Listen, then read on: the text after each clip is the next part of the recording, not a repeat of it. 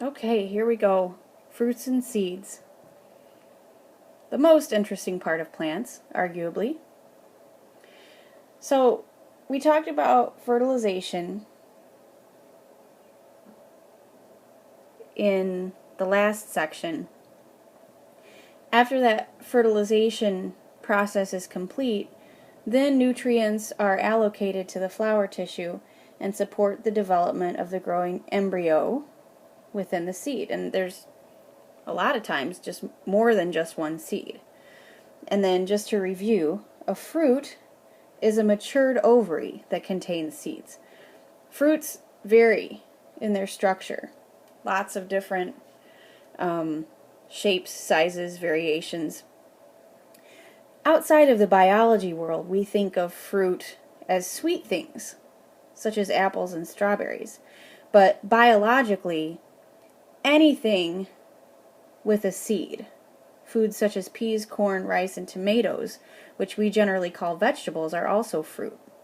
The ovary wall can be fleshy, like it is in grapes and tomatoes, or tough and dry, like the shell that surrounds peanuts. The peanuts themselves that we eat are the seeds. Seeds can be dispersed. They need to get dispersed to, if the seeds just dropped right next to the plant, then the babies are going to create competition for the parent plant. That doesn't seem like it makes a whole lot of sense. So seeds are designed to be dispersed to other places. Animals can disperse seeds. They can eat the fruits if the fruits are appealing to them. And then the seeds are covered with a tough enough coating that they pass through the digestive system. The animal poops it out a few miles away down the road later on in the day. And now those seeds have been dispersed to another place. The feces eliminated from the animal provide nutrition for the seeds, and so they sprout in the feces. It's a win-win situation for the animal that eats the fruit and the plant that produces the fruit.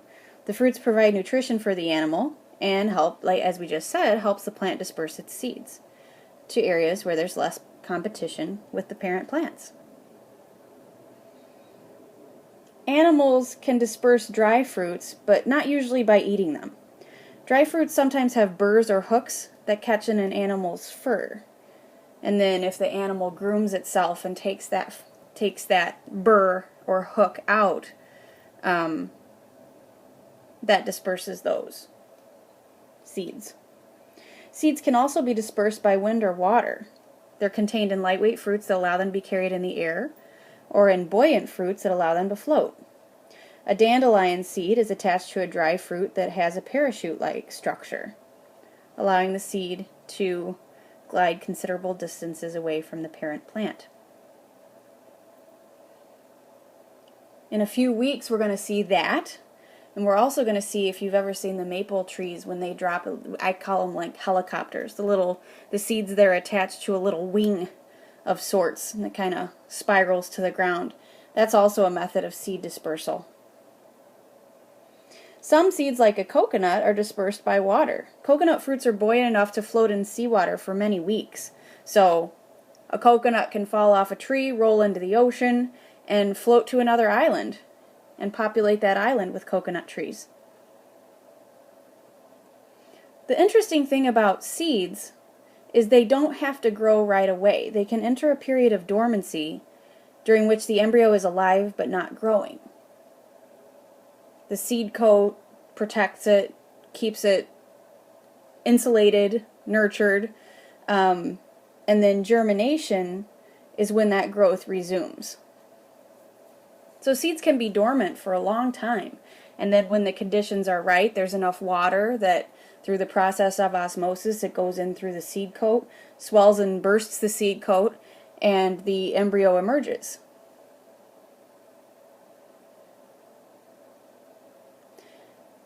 Moisture I just mentioned, temperature, can also cause a seed to end dormancy and germinate.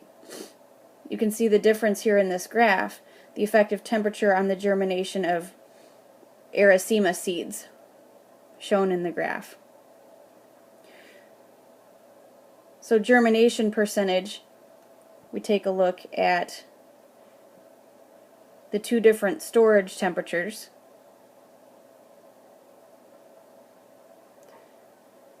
And then you see the germination percentages from a cold environment and a warm environment.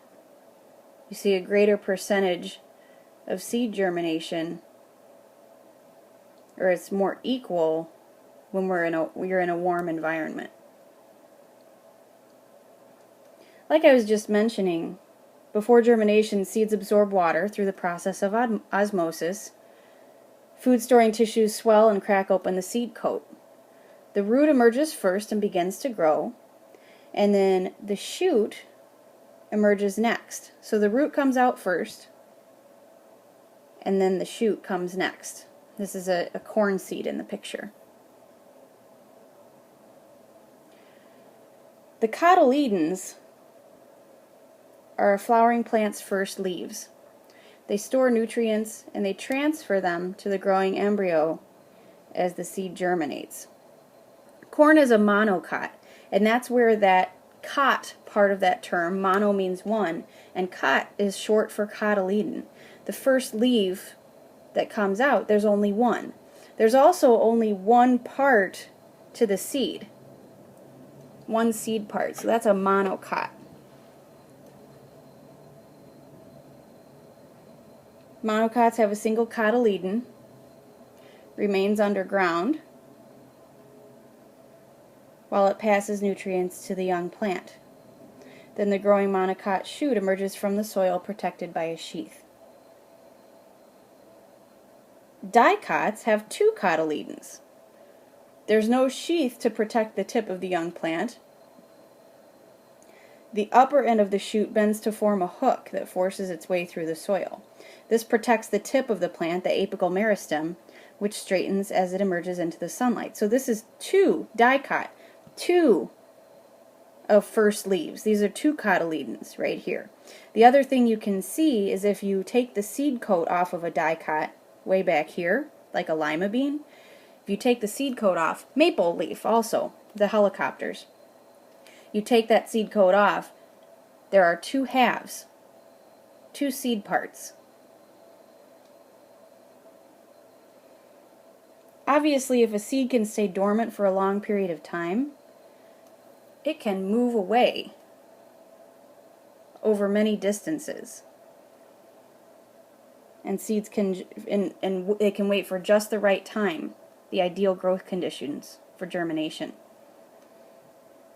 For some species, a period of cold temperatures during which the seeds are dormant is required before growth can begin. The period of cold that's required is long enough that seeds will not germinate until the dangerous winter seasons have passed. Sometimes only extreme environmental conditions can end dormancy. Pine trees produce seeds in cones that remain sealed until high temperatures generated by forest fires cause the cones to open. The high temperature both activates and releases the seeds, allowing the plants to reclaim the forest quickly after a fire.